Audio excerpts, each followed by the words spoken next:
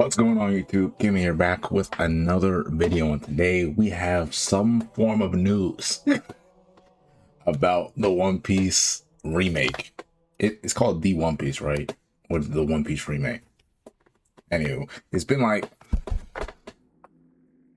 3 years since they was announced, and we have not seen even a teaser, a crumb, even a key visual. I think the only key visual is not this, right?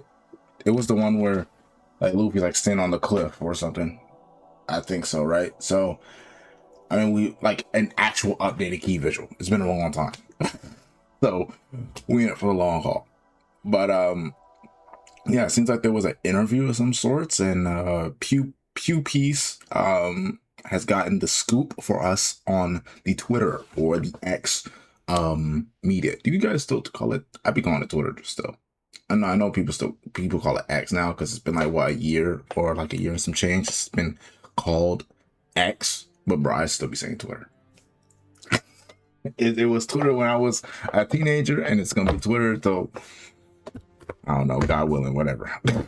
So yeah, without further ado, let's get into this song right now. Halo 3. You know, I was feeling kind of nostalgic. Please don't remake Halo 3.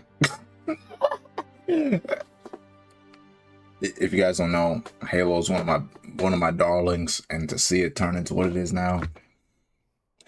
But anyways, which studio CEO talks about One Piece remake? George Wada. The reason why we decided to produce a remake for the One Piece anime came from the reflection by the original author, Ichiro Oda. He pointed out that the work has become very long and rich in detail. However, since it has started a long time ago, the new generation, accustomed to modern productions, does not necessarily feel the same excitement toward the old animation. Now, this is facts. I can't tell you. I mean, I was someone who watched it from episode 1. It was a slog to get through. I'm telling you right now. I mean, even though I was like a big 3 watcher, I did watch. I mean, I technically wasn't a big 3 watcher until I watched One Piece, but I watched Naruto and Bleach. And I don't know, those two in the beginning, they just felt way different than One Piece. One Piece is definitely like that slow burn. We gonna take you through the ringer a little bit, and then, then we're gonna show you what we about. He felt a certain regret about this and wanted younger audiences to be able to discover and follow the story. That motivated me to recreate this legendary story using modern techniques adapted to today's audience. The goal is to use modern animation technology to bring the work back to life and make it accessible to a new generation and fans worldwide. Yes, people are getting into One Piece now more than ever. With the One Piece live action being a big success, I think it's number 1 right now on the Netflix charts. And that's like a good sign of your joint. If it's the longevity of it, like a lot of things turn number 1 because it's new, and then everybody's like, "Oh, what's this new thing?" They got probably like a cool poster, and everybody watches it, and then by week 3, it's gone. With One Piece, I think that it will, have a longevity enough to. I mean, they're already making a season 3, so whatever. But I think it will be a good showing for the audience retention. Where the heck was I? Our studio is not simply redrawing the panels. This remake will be dense and impactful without an unnecessary padding. It will combine visual enjoyment, strong storytelling, and impeccable pacing. I think, okay, now it is an old show. One Piece was the one that came out first, and the visuals for its time is all right. Naruto definitely was like the shakeup in terms of like the way. I mean, before Naruto's joints did have some crazy animation, but I'm just talking about like for like long running stuff. We will combine visual enjoyment. They will they will add their own little flair to it. It's crazy how it's Wit too. Wit is one of the goats. When I saw it was Wit, I was like, I'm not worried. I'm not worried. Wit made one, not one. AOT, my top 3 changes like it depends on if I wake up to the left side of the bed or to the right, or I wake up my arm right here. It depends. AOT is my top. I can't name if it's one, but it's top 3. Like this studio was very famous for some of his amazing works. AOT, Villain Saga. I think that they did Vivi, and Yaiba. Yaiba didn't really get as much bang as it should have, but I did thoroughly enjoy the story, and the animation of that joint was absolutely ridiculous. Unnecessary padding in the beginning, it is really slow. I'm gonna just combine unnecessary padding and impeccable pacing. The pacing of the old anime. Now, I believe the one that was the most dreadful to get through was Syrup Village. Oh my gosh. I almost quit. That joint was so boring. It was so boring. I'm sorry. I'm sorry. It was. Barate was cool. I feel like the pacing of Barate was cool. And we all know our long pacing. That joint was actually peak fiction. That's the joint that made me, okay, now. I see it now. I see it. That was great. And then after that joint just hooks you and you just want to keep watching. But yeah, it definitely is needed. When it originally aired, the series was scheduled on Sunday mornings at 8 a.m., which is considered a time slot for children. At Wit Studio, we are proud to produce impactful works such as AOT. Goats. I got the whole AOT Blu-ray and manga collection right over there. Got the entire joint. I don't even own a Blu-ray. I got my brother has a PS5. I got a PC, but there's a PS4 right here. I haven't used it yet. I haven't used it for the Blu-rays yet, but one day I will. A Spy Family. Oh yes, it is Spy Family and Villain Saga. These are very distinct creations. We want to approach One Piece with the same strength and level of quality. While respecting Toei and their remarkable work. At the end of the day, this sounds good, and I do trust that they will try to do it. But we all know what's happening with remakes right now in the gaming industry. Remakes tend, and I'm fine with it. Remakes tend to take their own path at times. Some for the best, some for the worst. But I would like to see what they're gonna do in that aspect. Like if they, I don't know, what could they do? Extend a fight, it's fine. But if they take out an entire plot point of someone's backstory just to get it going along, that's a no-go. Especially like this East Blue saga, which I've seen videos around talking about it, and people have said that this will probably be like if they cut it down a lot, because East Blue Saga is like 64 episodes. They cut it down, the pace, the padding, all that extra stuff. I heard it could be like around, and this is a range. I haven't watched that video in a minute, but like 12 to 16 episodes, which is fantastic.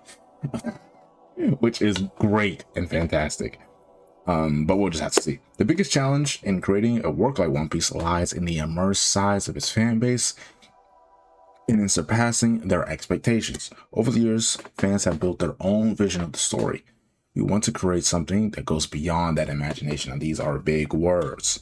If you guys know about the One Piece manga, fellas got their own agendas for the story and want things for themselves, which is not bad. But the expectations of One Piece has grown a lot with its what's it called? The animation, direction has gotten better. The pacing has gotten better now that they started taking a lot more breaks. And now that the One Piece manga will be going on, but the One Piece anime will be taking like 3 to 6 months breaks, that will help the pacing. Even though I believe that they said that they'll still do one chapter, one episode, which to me is still it could be sped up, but at the end of the day, Oda does take breaks. I think remember one time Oda took like a month break because he had like some eye operation. So that is a thing as well. But yeah, we will see what they do with that. Like I said, it's wit. I would love to see their characters art. I believe they had made some was it this past Jump Fest? Oh, it was 2 Jump Fests ago. And the art did look really strong. I mean, the designs back then are a lot more simpler. And it's the old versions of the characters. So I mean the characters still look the same, but I'm talking about like Luffy's shirt is just red and has like buttons on it. Then he has the pants. Zoro has like the T and like thing in the middle, and then like long pants and boots. Sanji got a suit on. So yeah, it's not really that that many various designs that, you know, would take up a lot of work. The most important thing is to understand what the original author Ichiro Oda wants, and to find the best way to represent or to present what he wishes to show and express. By working closely with him, we will. He's with them. That kind of remind me of Kubo working with Bleach. No, Loki, Bleach, where you at, bro? Bleach, where's the trailer? Everybody else got a trailer now. I know a lot of the shows that are coming out in summer are probably going to get trailers at the end of the month. I believe there's a anime event at the end of the month on the 28th. But come on, man, you can't put out another teaser. Like, what?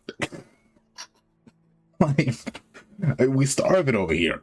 But yeah, just take your time. Anyways, by working closely with him, we will achieve the final result.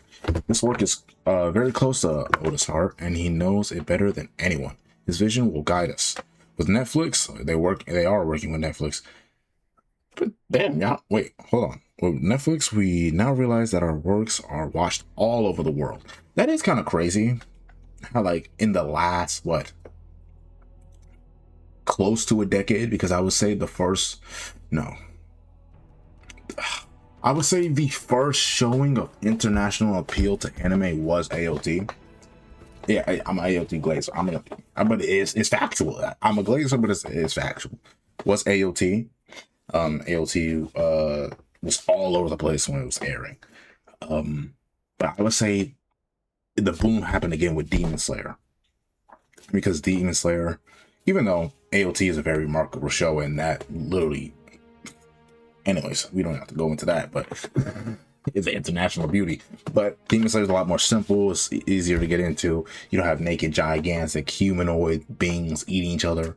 And, you know, it was that episode 19, and from then on, the appeal to anime became way much better. And then, you know, season 2 of Demon Slayer, JJK, and then the rest is history. The Demon Slayer movie at that point. But it was kind of crazy how, like, I guess in a way that if it's something cultural to you, you would expect it to be in your area and be like, oh, this is just for us. Like, we're just doing whatever. Not that they had that. Not that I'm saying that they had that mindset, but, you know, if you create something at home base, you don't usually expect it to be as big if you were to share it around. But yeah, it's become a worldwide market to everyone. Like, we got Demon Slayer out here selling, almost making $1 billion at the box office for the first movie. I'm telling you, next movie's making $1 billion. Kokushiba? Stop it. The last movie is definitely $1 billion. It's a finale. You have to go into the theaters to watch it. It is what it is. With Netflix, we now realize that our works are watched all over the world. We are no longer competing only in the Japanese market. We're competing with global giants like Hollywood and Disney. Like I just said, Demon Slayer was like what? Like, it was in the top 10 most watched movies of the year. Beat out Superman and Fantastic Four. Disney, Marvel, not Disney, Marvel, and DC Warner Brothers beat those out. Like, you know, I know the Oscars just passed. Half of those movies, Demon Slayer, Slayer Spain. But like, it's just so big now, bro. People at the gym, I wouldn't expect. I walk in with something like this, they're like, "Yo, bro, nice thing." I'm like, nice. Oh, bro looking fella, but he like Demon Slayer. Yeah, but the international appeal of anime has gotten gigantic. We got people. I mean, they're Japanese people. I had people just speaking Japanese in my comment section. I was like, "What the heck? You watching a black fella talk about anime? Hold on." But I believe that's pretty much it. What's this? Oh yeah, Emily Rudd's Supremacy.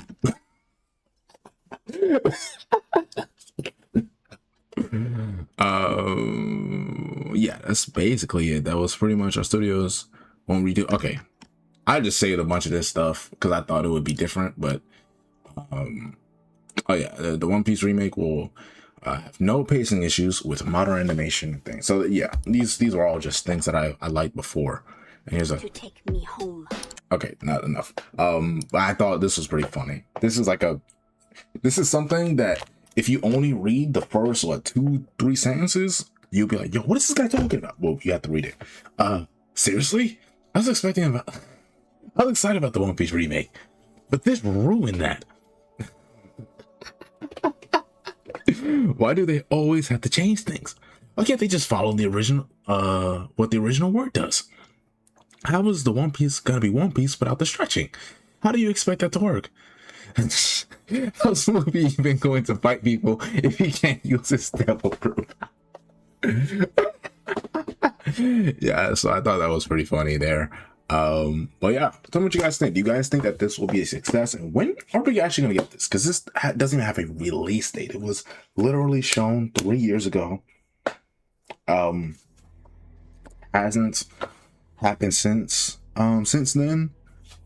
Probably since Wit as well has its own, like, you know, their own projects going on. They got what's it called? Spy Family. I almost said Family Spy. You got Spies. I almost said it again. Spy Family. They did Yai, but I don't know if that's gonna get a season 2 because it kind of was. What else is Wit doing right now? I don't know else. Are they doing a Ranking of Kings movie? I don't know. But anyways, yeah, tell me what you guys think about this. Do you guys think this is a good thing? Do you guys think it's a bad thing? Are you excited? Are you a little on edge because you don't know what to see? But yeah, tell me your conversation down below, and I'll see you guys in the next one. Peace.